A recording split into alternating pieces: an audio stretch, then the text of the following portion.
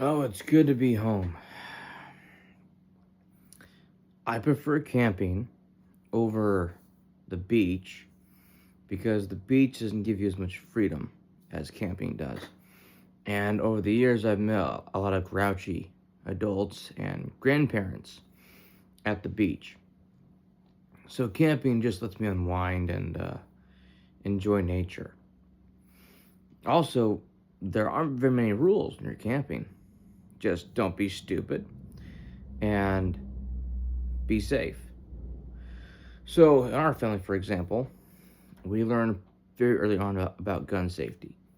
And then we learned about how to properly make a fireplace, how to maintain it and take care of it, how to put it out afterwards, and we learned how to set up tents correctly. We learned about a lot of different things to do, and that was our childhood, just prepping for it. The food always tastes better in the woods. Just a fact. So that's why I enjoy camping more than I do going to the beach. Camping gets you away from people. The beach is surrounded by people.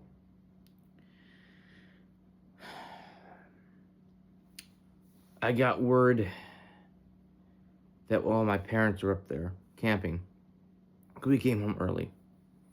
So while they were up there, there was this guy that walked through part of the forest near our camp and was taking our mushrooms that we were letting grow until they were big enough to take. And his attitude was, well, you don't own this piece of property. So he took the mushrooms anyway. He was also convinced that they were going to go bad in 2 days. They weren't. The snow up there preserved them a little bit longer, and it made them fresher. Not to mention, because of snow and the snow melt that was up there, more of them popped up, more new ones.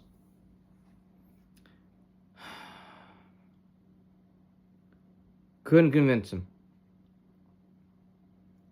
And the ones he called good size were actually babies, very small. They're going to be bigger in a couple weeks. My dad was mad, very, very upset that someone could be so stupid. He's not a city slicker like we thought. He's actually around government camp area. So he's a local and stupid. Not surprised.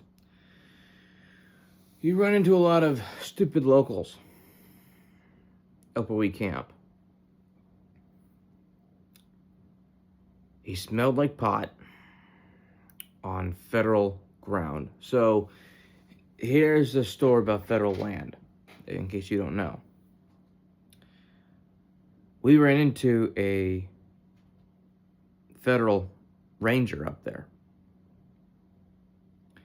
and had a nice talk with him. He wanted to come in and check out our camp, so he did, and loved our setup, which led to many questions and conversations. And he let us know that it is illegal to smoke marijuana on federal land, and that he has the right to impound your vehicle, take you into custody, just if he sees a bong or a pipe. If he can see it, he can act on this. He also let us know that one of the biggest problems he has up there is people drinking and shooting, and beer cans being thrown everywhere on the ground. He won't mind if you're just having a drink or two and relaxing and enjoying your meal or whatever, if he sees it. Well, his biggest problem is going to be the combination of drinking and shooting. So, knowing that knowledge, the guy smelling like pot on federal land, picking mushrooms that don't belong to him, or mushrooms that he didn't watch, grow, and take care of, it's a problem. On top of that, he takes them and grinds them up and puts them into lotion. Well, anytime you make money off of these mushrooms, morels, you have to have a business license. So odds are he doesn't have it. When my dad questioned him about it, and I just asked him if he's got one, he said no. So, dirtbag. All around dirtbag. So, it's these clueless people that ruin things for others, which is why it's mostly city kids going up there and wrecking campsites and stuff. But this time it's locals. So,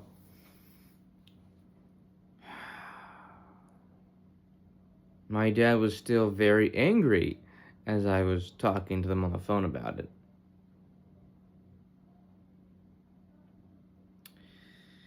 If this kind of stuff happens,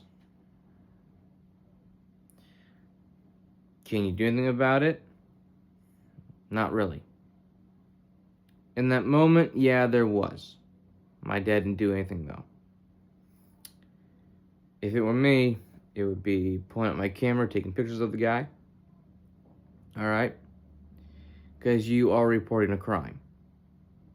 He's breaking federal law, while also wrecking your camping trip. So, you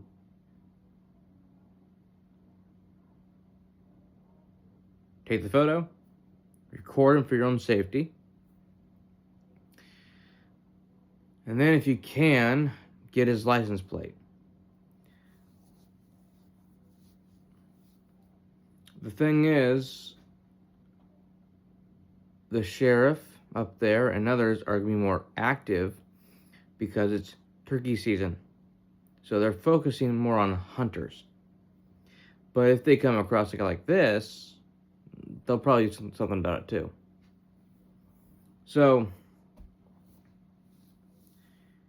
he drives a Prius. That's all we know. My dad was not able to get a license plate and did not take pictures or record him. So, the guy's gone, but we got a guy up there who does mushroom hunting videos, and we've ran into him and hunted with him and had a lot of laughs with the guy. I'm sure my dad told him what happened. If anyone's going to know how to deal with this kind of local issue, he's going to know. So, that's the update.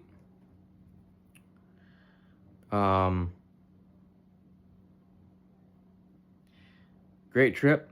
Loved it. But I'm really looking forward to my solo 2-week trip. I got lots of exciting plans for that. My only concern is that the GoPro camera may not be as good as my phone. So, we'll have to wait and see on that. I'll still do it because it's going to be what I need to use to get the footage I want. But yeah. If you go camping, don't be dumb. Be very safe and cautious, and be mindful of your surroundings.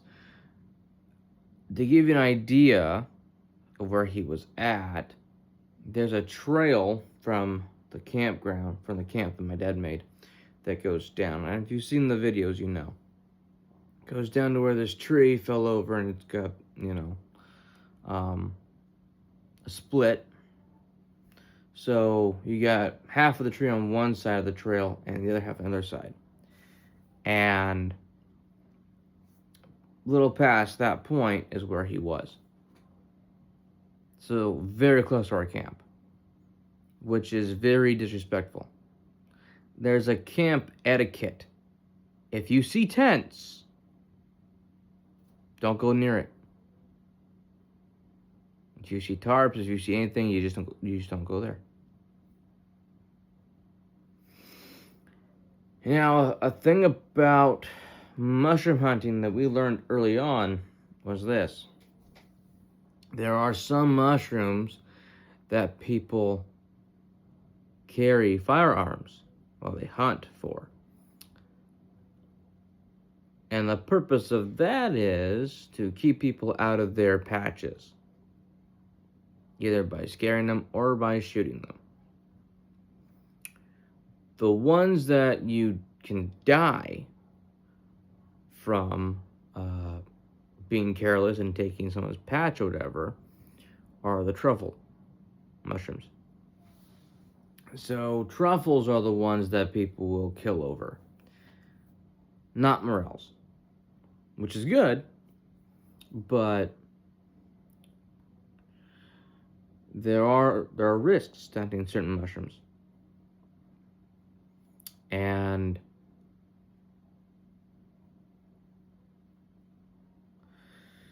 it can be scary.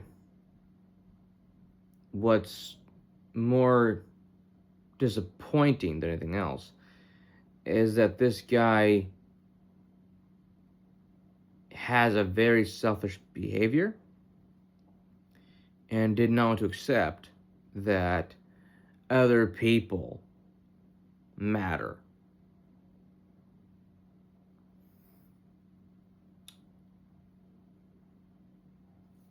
So,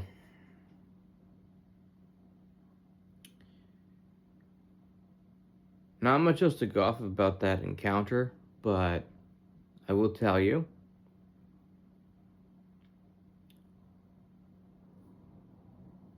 camping's fun. It can be a great experience, and it is where you find yourself the most, the easiest, and it's where you can come into your own. The other issue with camping with a bunch of people is, even your friends, you may not camp the same way. They may camp by using gasoline to light their fires, or they may do some more risky, careless stuff than you, and then that can cause some problems. They could also invite danger by putting, say, hot dogs in the creek instead of in the cooler. There's a bunch of issues you can have when you have careless campers. So, be mindful of who you camp with and who you invite. For example, you might go up there just for the experience and you get somebody that just brings alcohol.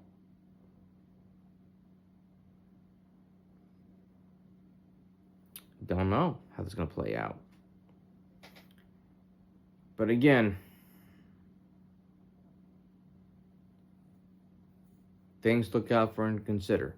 Not every camp's the same way. And so it's important that you find the right people to camp with and you ask what their camping style is, what they enjoy doing, because it may not be the same thing as you.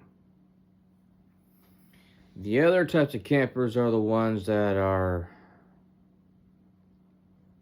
the ones using ATVs or dirt bikes. OHV trails are up there. And so that's why they take them up there. They're usually locals or people from the city just looking for a good time. But here's the problem. More often than not, they'll go on trails not meant for them, and they'll wreck the trails. They will also go into campsites and stir up a bunch of problems for people that come there later. For example, we've had that experience where OHV people tried to go into our campsite. There are no trails in there. They're not supposed to be in there. There are signs posted. They don't care. I've met only one group that cared.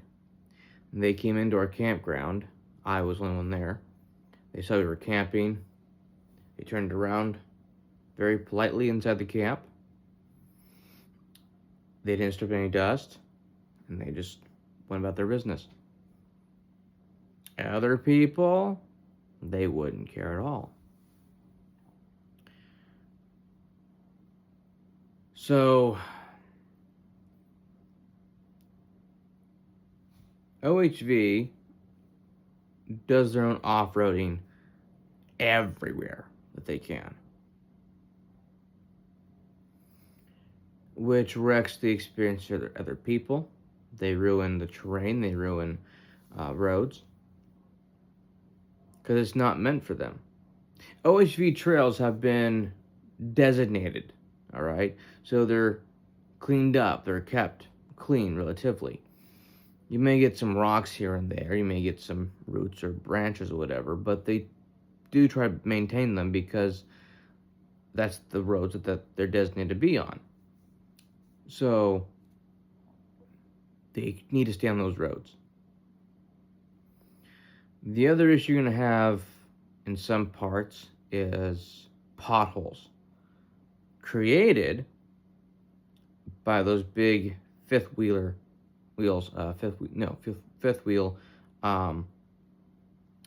camping trailers and big trucks. Not quite semi, but you get my point. They wreck the road. All that weight over time. Not a bad thing. They can go there. That's totally fine. They can camp wherever they want. But they damage the roads in the meantime. Because these aren't paved roads. These are gravel. And when you're dealing with gravel roads, they're not the best.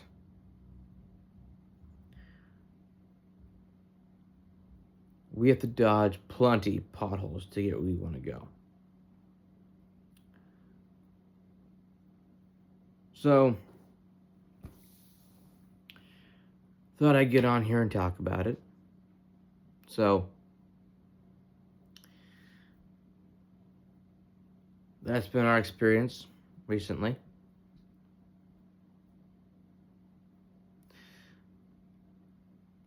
But if you want to go camping, I would encourage it. Just make sure that you don't forget essentials and you have fun. Every trip, we usually forget something. So, it happens. I'll have more content later.